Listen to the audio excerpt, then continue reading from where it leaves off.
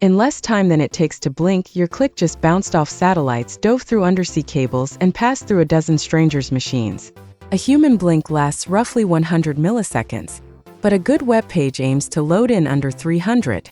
That means the entire round trip, question sent, answer returned, has to beat your own eyelids. Every layer of the internet is engineered around this tiny budget. Because behind that instant sits a race, and if it loses by half a second, you leave. So let's slow it down step by step. The link you clicked is just a name like a phone contact.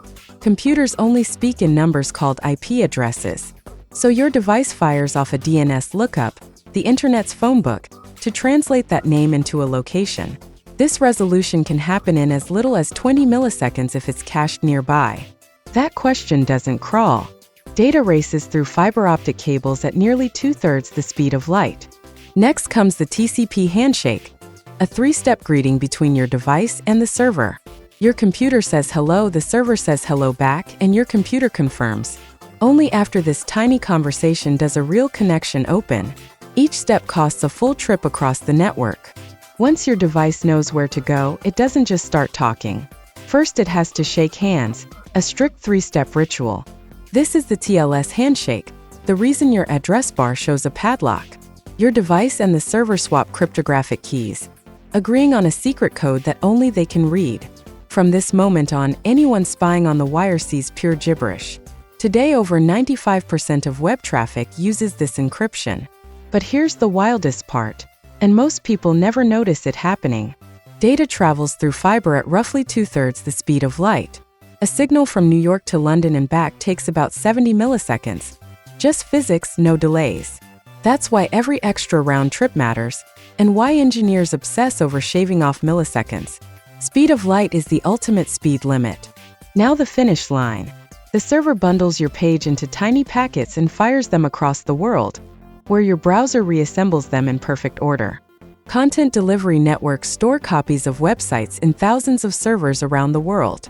So instead of reaching the original server across an ocean, you grab a copy from a city nearby.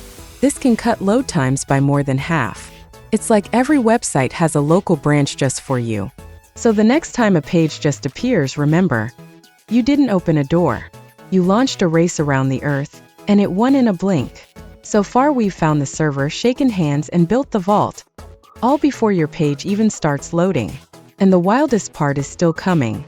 The server returns HTML, the skeleton CSS, the styling, and JavaScript, the behavior.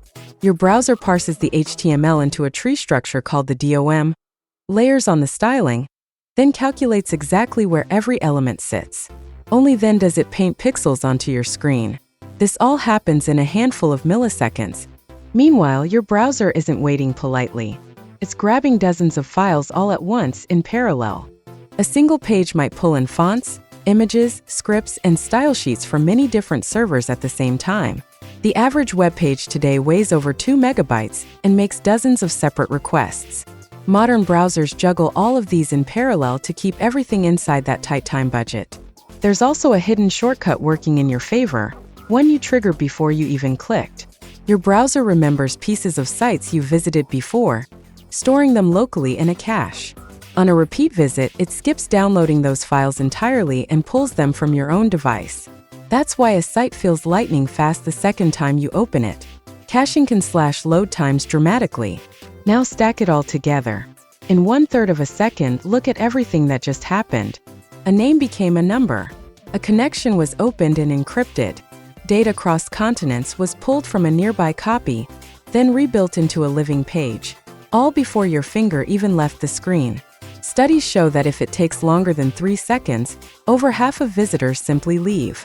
But even after the page appears, it isn't finished. Scripts keep running, quietly wiring up every button and menu. Amazon famously found that every 100 milliseconds of delay cost them around 1% in sales. For the biggest sites, that's billions. Speed isn't just a nicety. It's the difference between someone staying or leaving. The entire modern web is a race against your own attention span. And all of this, the lookup, the handshakes, the requests, the rendering, folds into a fraction of a second.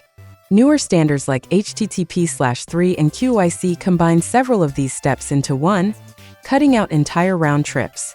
They let connections resume instantly, even when you switch from Wi-Fi to mobile data. The invisible machinery behind your click keeps getting quieter, smarter, and faster every single year. So the next time a page snaps open, remember the silent global sprint that just happened for you. That silent, invisible sprint is happening right now, thousands of times everywhere around you. Every click you make sets off this hidden race across the planet, and now you know exactly how it's won.